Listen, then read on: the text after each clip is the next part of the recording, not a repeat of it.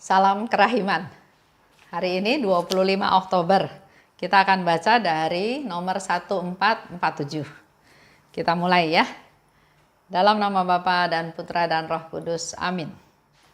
Oh, betapa menyakitkan hatiku bahwa banyak jiwa sedemikian jarang menyatukan diri denganku dalam komuni kudus.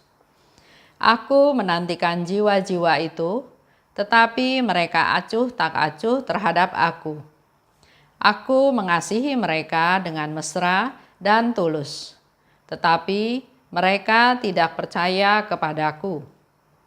Aku ingin melimpahkan rahmatku kepada mereka, tetapi mereka tidak mau menerimanya. Mereka memperlakukan aku sebagai barang mati, padahal hatiku penuh dengan kasih dan kerahiman. Agar engkau dapat mengetahui sekurang-kurangnya sebagian dari penderitaanku, bayangkanlah ibu yang paling penuh kasih, ia sangat mengasihi anak-anaknya, tetapi anak-anak itu mencampakkan kasihnya. Bayangkan kepedihan hatinya, tidak seorang pun mampu menghibur dia.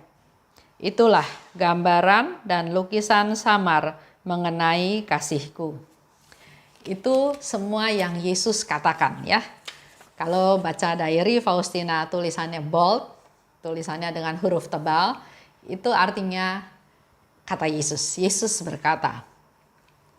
Di situ dikatakan, oh betapa menyakitkan hatiku bahwa banyak jiwa sedemikian jarang menyatukan diri denganku dalam komuni kudus. Yesus katakan banyak jiwa yang jarang menerima komuni kudus. Padahal di satu pihak Yesus sangat rindu ingin sesering mungkin bersatu dengan kita.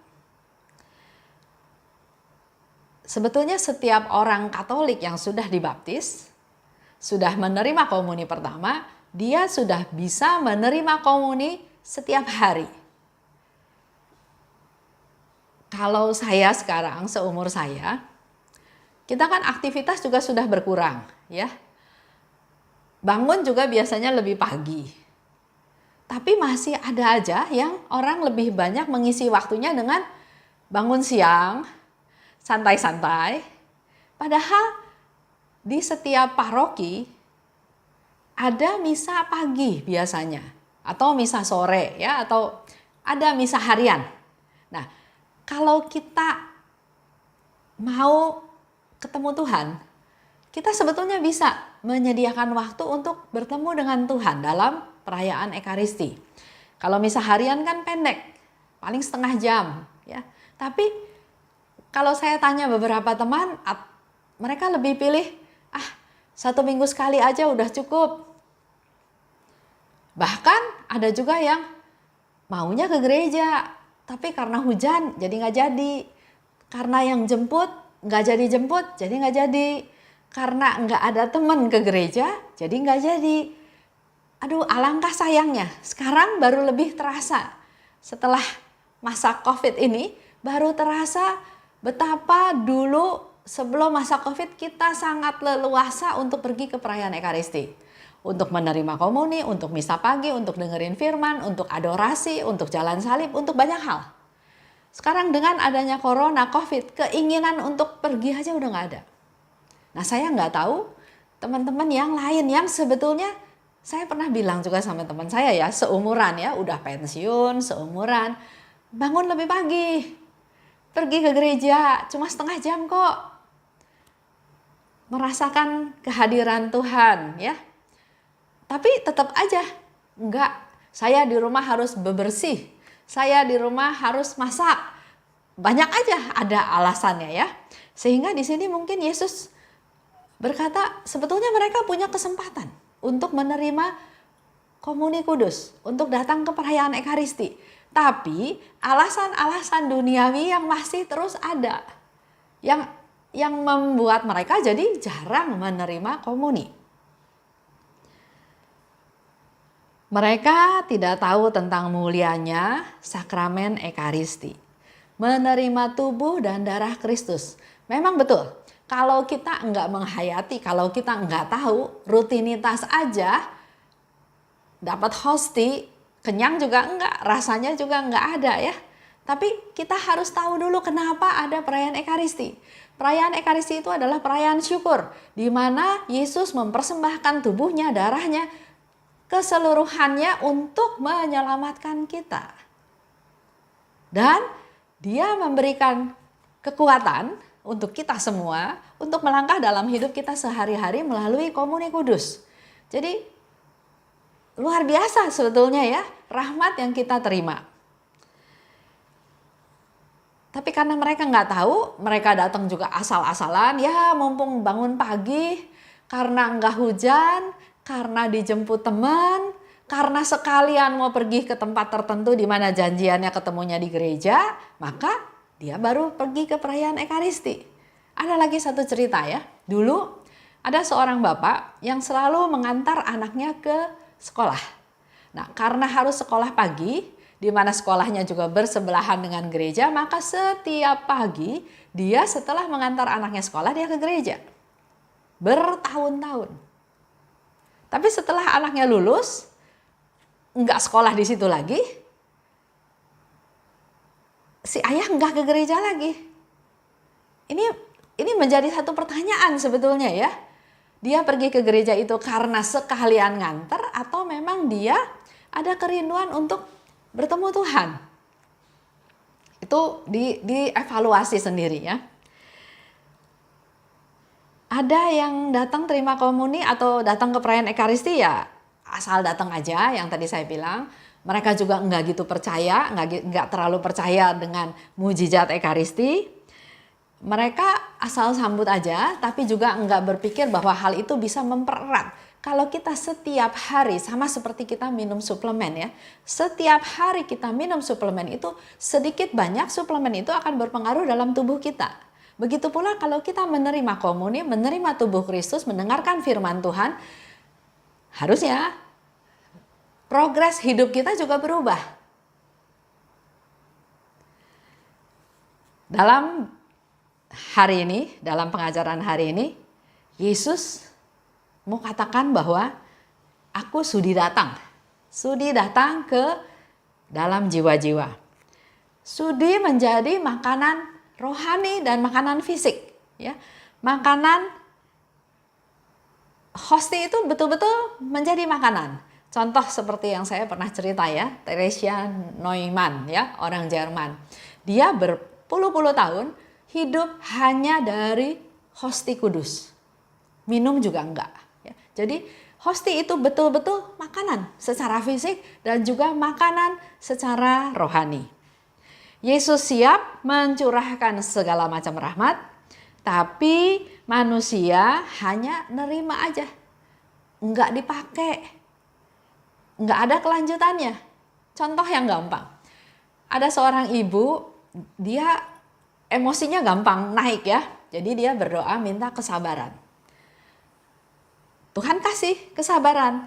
Tapi pada waktu dia menghadapi masalah, dia nggak pakai rahmat kesabaran itu. Yang dia pakai adalah emosinya lagi naik, marah. Sebetulnya Tuhan menjawab doanya untuk diberi roh kesabaran. Tapi dia nggak pakai. Roh kesabarannya tetap ada, yang dia pakai adalah roh egonya, sayanya. Ya, itu yang terjadi. Jadi kita menerima rahmat, tapi rahmat itu nggak kita pakai. Kita nggak membuka diri, kita nggak bersyukur, kita nggak memuliakan Tuhan, bahkan kita juga nggak minta Tuhan datang lagi. Karena fokusnya adalah saya, sehingga kita nggak menerima manfaat daripada menerima komuni tersebut. Yesus katakan lebih lanjut, aku menanti-nantikan jiwa itu, tapi mereka acuh tak acuh terhadap aku. Kalau menurut saya, Tuhan Yesus pasti menggerakkan hati nurani kita masing-masing. Ada keinginan untuk pergi ke perayaan Ekaristi, ada keinginan untuk pergi ke gereja untuk menerima komuni. Tapi sering keinginan tersebut akhirnya ketimpa dengan banyak hal. nggak usah lah, nggak usah suci, nanti seminggu aja, hari Minggu aja pergi ke gerejanya terima komuni. Ada banyak alasan yang membuat panggilan Tuhan itu menjadi kita nggak peka lagi, jadi kita jadi tumpul. Padahal Tuhan di sini katakan, aku menantikan jiwa-jiwa itu, dan Tuhan menggerakkan hati nurani kita untuk datang. Tapi karena kita lebih fokus pada pikiran duniawi, kita jadi nggak peka. Karena kepekaan itu nggak dipelihara, lama-lama malahan jadi tumpul. Makin lama makin nggak bisa dengar suara Tuhan, nggak bisa dengar panggilan Tuhan. Contoh, kalau kita sedang mengalami suatu masalah, ya, ada keinginan atau ada kerinduan ingin pergi ke gereja. Itu juga menjadi salah satu cara Tuhan panggil kita, ya. Saya pernah baca di Alkitab, juga di diary, bahwa Tuhan itu bisa memakai berbagai cara untuk memanggil kita. Jadi Bapak Ibu harap peka. Kalau ada sedikit aja niat, ajakan, laksanakan. Jangan ragu-ragu. Karena ketemu Tuhan itu nggak ada sesuatu yang jelek, pasti baik. Tuhan itu penyelamat kita, sumber rahmat, sumber pengampunan, Tuhan yang maha kuasa, Tuhan yang tahu segalanya, Tuhan yang lebih besar dari segalanya. Jadi nggak mungkin kita nggak mengalami sukacita kalau ketemu sama Tuhan. Nah, tadi ya Yesus katakan mereka acuh tak acuh. Ya terima boleh, nggak terima boleh ya. Karena mereka nggak tahu maknanya. Nah, saya harap dengan bulan Oktober ini, bulan kita bicara bahas tentang Ekaristi, ada tambahan lagi tentang Carlo yang menjadi Beato, di mana itu juga bicara tentang mujizat Ekaristi. Semoga kita-kita yang tadinya masih suam-suam kuku, yang masih seperti robot, yang nggak terlalu peduli atau nggak percaya, ayo kita percaya bahwa ada banyak mujizat dalam perayaan Ekaristi, dalam Komuni Kudus. Yesus memberikan tubuhnya, ya, dia memberikan dirinya, dia memberikan kasihnya melalui perayaan Ekaristi tersebut. Dikatakan oleh Yesus, aku mengasihi mereka dengan mesra dan tulus, tapi mereka tidak percaya kepadaku. Coba direfleksi ke diri masing-masing ya. Sekarang coba dengarkan Yesus sedang berkata kepada kita pribadi lepas pribadi. Aku mengasihi kamu dengan mesra dan tulus, tapi kamu tidak percaya kepadaku. Melalui kata-kata ini saya mau katakan bahwa kita jangan ragu sama kasihnya Tuhan. Kasihnya manusia itu bisa kecampur sama kepentingan pribadi. Contoh yang gampang, saya baik sama dia karena dia baik sama saya. Jadi ada sebab akibat, ada kepentingan. Saya baik sama dia karena saya butuh dia. Saya baik sama dia karena melalui dia saya bisa dapat koneksi. Jadi ada sebab akibat, ada kepentingan. Tapi kalau kasih Tuhan itu kasih yang walaupun, kasih yang tanpa syarat. Yesus katakan, aku mengasihi kamu. Dia nggak pakai syarat apa-apa. Oleh sebab itu, jangan kita nggak percaya kepada Tuhan. Maka, kalau kita mau supaya kasih kita juga menjadi murni, maka kita harus punya iman. Karena iman itu bisa menerobos sesuatu yang nggak kelihatan. Iman itu adalah sesuatu yang menerobos dari sesuatu yang kelihatan, masuk melalui yang kelihatan. Nanti kita bisa menuju pada sesuatu yang tidak kelihatan. Itu iman. Sering kita hanya lihat secara fisik.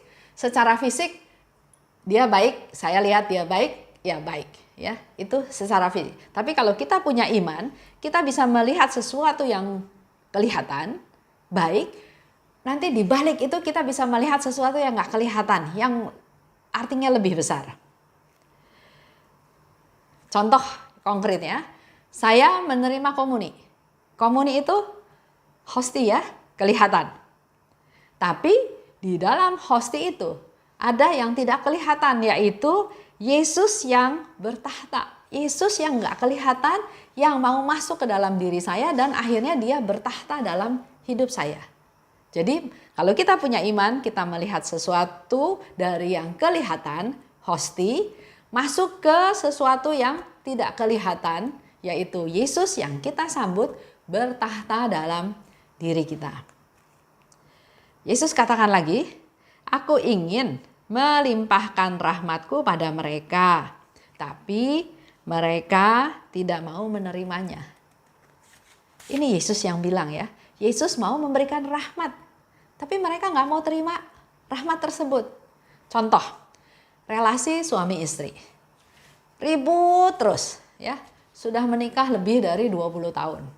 Si istri punya pendapat yang menurut dia benar, si suami juga punya pendapat yang menurut dia benar. Jadi pernikahan selama 20 tahun lebih itu enggak mendapat titik temu, malahan makin renggang. Karena masing-masing bertahan di pendapatnya sendiri yang merasa benar.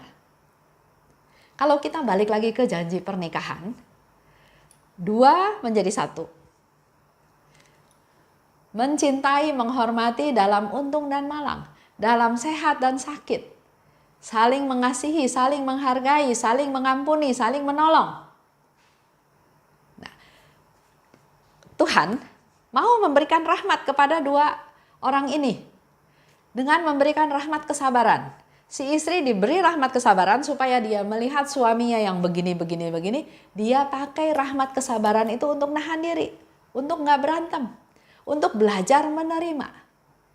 Mungkin si suami juga dikasih rahmat sama Tuhan untuk bisa melihat si istri itu memang ya bisanya segitu, menerima apa adanya. Jadi nggak berharap istri itu harus seperti apa yang dia pikirkan. Jadi Tuhan menghendaki kita bersatu.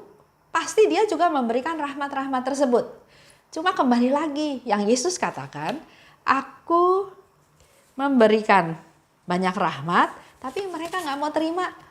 Saya kasih rahmat kesabaran, nggak bisa Tuhan. Saya betul, dia salah. Dia yang harus minta maaf sama saya. Jadi rahmat kesabaran yang Tuhan kasih nggak dipakai. Atau diberi rahmat untuk bisa menerima apa adanya. Menyangkal diri, nggak bisa Tuhan. Saya mau istri saya bisa ini. Rahmatnya nggak dipakai. Jadi Tuhan memberikan banyak rahmat, tapi rahmatnya nggak dipakai sehingga yang terjadi bukan persatuan, tapi adalah perpecahan. Lanjut ya. Di situ Yesus katakan lagi, agar engkau dapat mengetahui sekurang-kurangnya sebagian penderitaanku. Bayangkanlah ibu yang penuh kasih, ia sangat mengasihi anak-anaknya, tapi anak-anak itu mencampakkan kasihnya. Bayangkan kepedihan hatinya. Jadi Yesus sekarang memberikan satu contoh yang konkret betapa dia sebetulnya menderita. Betapa dia sebetulnya sedih karena sikap kita yang masa bodoh, yang acuh tak acuh, yang gak mau terima rahmatnya.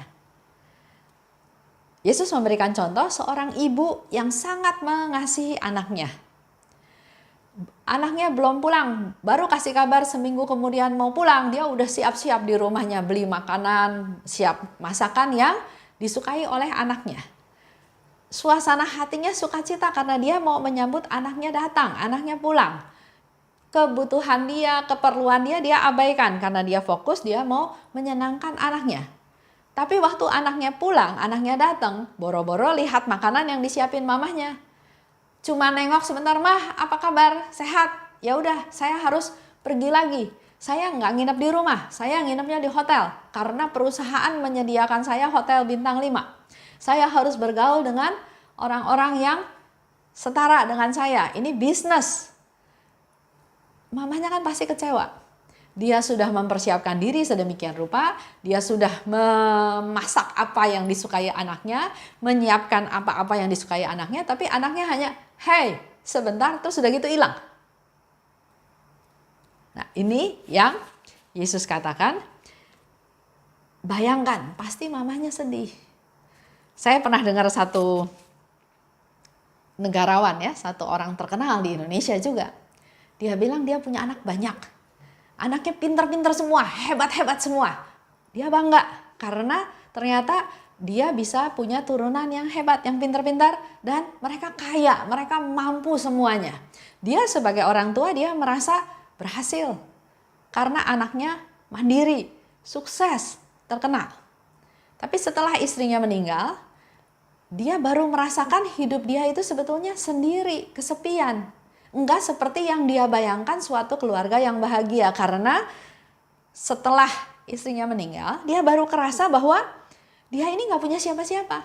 Memang dia punya anak banyak, tapi anaknya sibuk dengan kesibukannya masing-masing, dengan keluarganya masing-masing, dengan anaknya masing-masing, dengan aktivitasnya masing-masing. Nengok dia aja udah nggak ada waktu. Ini juga sama ya, satu perumpamaan di mana dia katakan, saya gagal jadi orang tua. Karena ternyata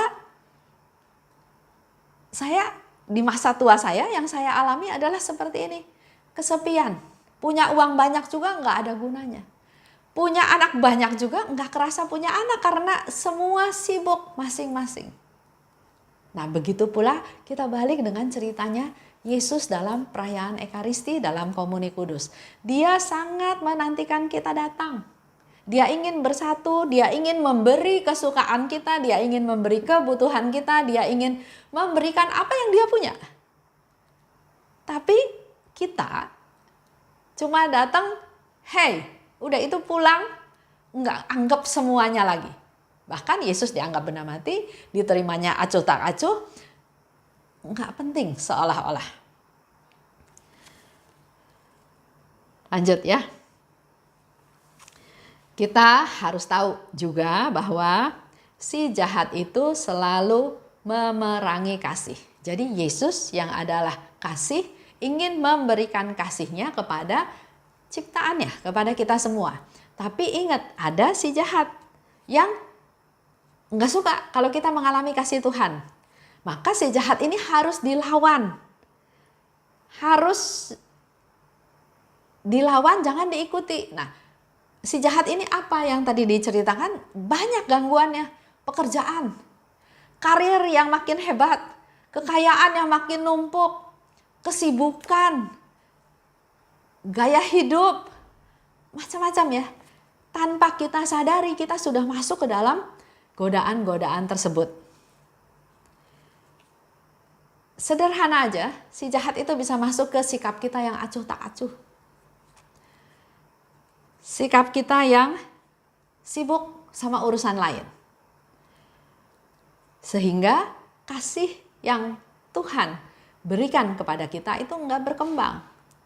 Kalau kita sibuk bisnis, karir, pangkat ya, yang terjadi adalah persaingan, rebutan kursi. Otomatis ada hal-hal yang mungkin secara tidak halal atau tidak wajar dilakukan karena mau rebut itu. Jadi bukan cinta yang berkembang, tapi yang berkembang adalah permusuhan. Merasa hebat, rakus, kesombongan, dan banyak hal. Nah inilah yang harus kita lawan. Dan kita lawan melalui Komuni Kudus. Menerima firman Tuhan, mendengarkan Tuhan, membiarkan Tuhan berkarya dalam hati kita, membuat hati kita peka untuk melaksanakan kasih yang dari Tuhan, maka pelan-pelan si jahat itu tidak akan mempengaruhi kita lagi atau menguasai kita lagi. Itu aja untuk hari ini ya. Kita tutup dengan doa. Dalam nama Bapa dan Putra dan Roh Kudus, amin. Allah Bapa yang Maha Baik, kami bersyukur dan berterima kasih karena kami semakin lagi diberi pencerahan oleh-Mu mengenai kerinduan akan Putramu Tuhan kami Yesus Kristus bersatu masuk ke dalam diri kami masing-masing. Ampuni kami bahwa kami sering acuh tak acuh, sering masa bodoh, bahkan kami lebih mengutamakan hal-hal duniawi. Ampuni kami ya Tuhan karena kami berdosa, karena kami sudah menyia-nyiakan kasih yang berasal daripada-Mu. Dan melalui kesempatan ini kami juga mau berdoa untuk kedua orang tua kami masing-masing Tuhan yang sudah melahirkan kami, yang membesarkan kami, yang barangkali sampai hari ini kami juga belum membuat mereka senang. Ampuni kelalaian kami ya Tuhan, agar kami masih tetap diberi waktu untuk bisa bersama dengan mereka, mengasihi mereka, memperhatikan mereka di masa tuanya. Terima kasih Tuhan, dalam nama Yesus kami berdoa dan bersyukur. Amin. Dalam nama Bapa dan Putra dan Roh Kudus. Amin. Salam kerahiman.